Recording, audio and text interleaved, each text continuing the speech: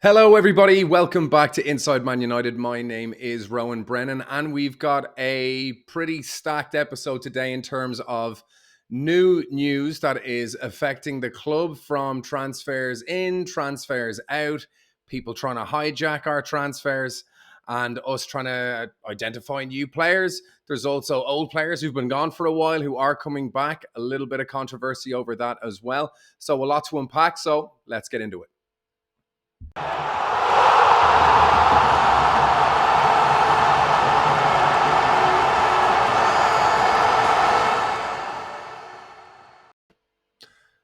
First up, we have news on Sofyan Amrabat, the player United have been chasing for what seems the entire summer at this stage.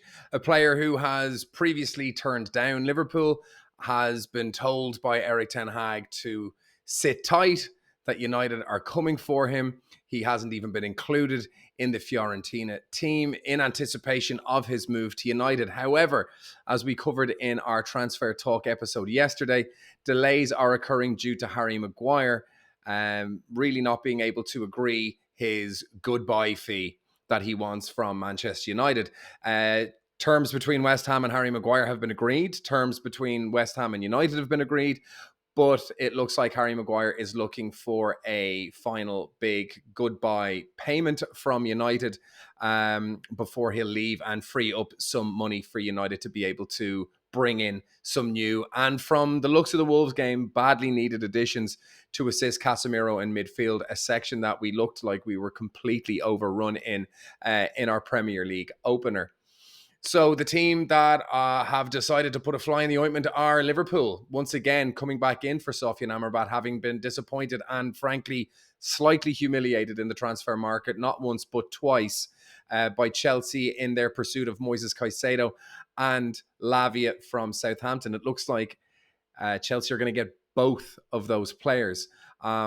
So it seems that Liverpool now want to go head to head with another rival, a bigger rival, for a player that has already, it would seem, refused to move to Liverpool in favour of a move to United. But it seems that Liverpool and their board, FSG, are smelling a little bit of blood in the water, especially given how much their fans seem to be quite upset with them losing not once but twice to Chelsea in the transfer market, and now smelling the delay in transfer talks between United, Sofyan Amrabat, and getting Harry Maguire out of the club. Liverpool are clearly smelling an opportunity here and have started to circle Amrabat and are putting together an offer to bring him to the club. How much truth there is in that, I don't know. To be honest, it makes a lot of sense given that he is exactly the profile of player that they are missing. He's very similar to Caicedo, probably a little bit more creative than Caicedo, who's quite defensive minded, but Amrabat is predominantly defensive minded, and also Lavia. All three players share a very similar profile, so it looks like Liverpool are looking to get in on the action and beat United to the punch and take advantage of these stalled negotiations between Harry Maguire and Manchester United. In other news, it does also look like Van de Beek is not going to be leaving. Again, not freeing up transfer funds for United. However, United have now turned their attention to Ryan Gravenberch. This is a player that played under Erik ten Hag in his, we say, all-conquering. They did win the double in the Netherlands and get to a semi-final in the Champions League, but an all-conquering Ajax team. Gravenberch, a player that United were heavily linked with before his move to Bayern Munich. Now, under Thomas Tuchel, it does look like Ryan Gravenberch will be an excessive member of the squad. He's not going to be getting the minutes that he probably expected when he originally joined. And it now looks like he wants a way out of Bayern Munich, not looking like he's going to feature under Tommy Tuchel. So combined with Benjamin Pavard and Ryan Gravenberch, these are two players that United are heavily linked with and look like they do want to sign. However, news has now come out that the move for Benjamin Pavard now looks all but over, given the difficulties United have in shifting the players currently that they're trying to get rid of, namely Scott McTominay, Donny van de Beek. Even Eric Bailly's move to Al Hilal has collapsed at the last minute, with Al Hilal favouring a move for Aymeric Laporte, the 29-year-old centre-back from Manchester City. He has now accepted a big money move to Al Hilal. A big statement signing for the Saudi League, given that he is a player still in his prime, a Spanish starting centre half, and a very important member of Manchester City squad, a key member of their defence, a very high-profile player moving in the prime of their career to Saudi Arabia. As such, Eric Bailly now looks like he will not be going to Al Hilal, and they've instead gone for Aymeric Laporte.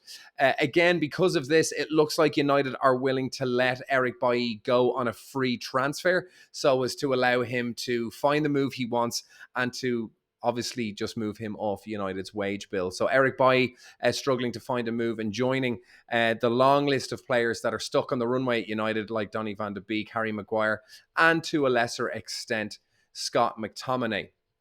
So Ryan Gravenberch now being looked at as a possible recruit to be brought in case Liverpool do succeed in their attempt to get Sofyan Amrabat, which would be a bit of a disaster and a bit of a fly in the ointment for United's transfer plans. I'm a big fan of Amrabat. A lot of people are. I've looked at him quite closely, albeit just in the World Cup, and obviously a lot of highlight videos and things like that on YouTube. But he's exactly the profile of player that we need. He would do wonders working alongside Casemiro. I don't think he would be someone that's getting a lot of bench time and waiting for a few minutes here and there to give Casemiro a rest, given how leggy Casemiro has looked in pre-season and at the beginning of this season. I think having Sofyan Amrabat either replacing him for half the games in the season to keep his legs fresh, or even featuring alongside him, he would be a very important recruit. It is also, Gravenberch does fit that profile. He is 5 years younger. He has played under Ten Hag before, as has Amrabat under Ten Hag in Utrecht. But he is 5 years younger. He could be brought in for as little as 30 million, a similar fee that Fiorentina would be looking for Sofyan Amrabat. So would we prefer to get a younger player, Gravenberch? There was a lot of noise being made about him when he was leaving Ajax and joining Bayern Munich. They thought that he was going to be a starting player. I think he joined at the same time as Upamecano. So time will tell. We'll just have to wait and see. But any developments, we'll be sure to update you. In other news, it does look like Mason Greenwood could be returning to the fold. It is believed that senior United officials have secretly told other senior members of the United board and United team that they are looking to reintegrate Mason Greenwood back into the first team fold. They have stated that they will be continuing their own personal, private investigation into the matter. They have sourced information that is not already publicly available. They have spoken to other witnesses and other people involved in the case at length to help them determine and bring about the right conclusion, not only for the club but for the player as well. It is believed that Mason Greenwood will be brought back into the fold. Whatever people's comments and thoughts are about that, it looks like United do want to try and help him revive his career, a player who's been at the club since he was 6 or maybe even 7 years old. It is believed that he will be coming back into the team, and also that Erik ten Hag and John Murtaugh are two senior members that are in favour of Mason Greenwood returning to the first team.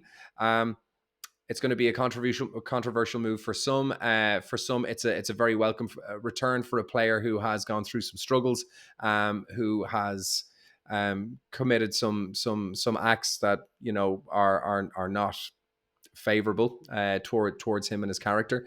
But either way, that is the latest coming out of Old Trafford with regards to Mason Greenwood.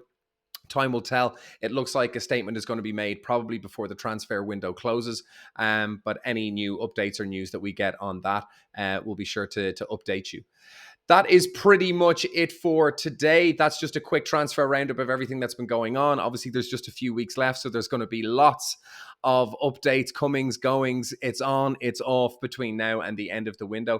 Stay tuned for an episode later on in the week in preparation for United's game with Spurs. Will there be a reshuffle of the pack from Erik ten Hag? Did Garnacho play himself out of the team? Who else potentially played themselves out of the team, given the poor performance United turned in that day? Did Jadon Sancho do enough during his 20-minute cameo to change the tide and get him starting again?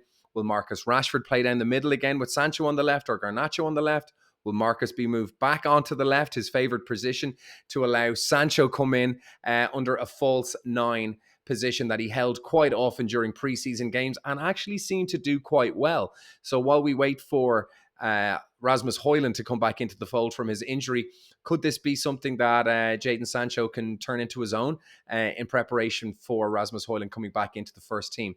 Anyway, thanks for joining me. Stay tuned for that episode. See you next time.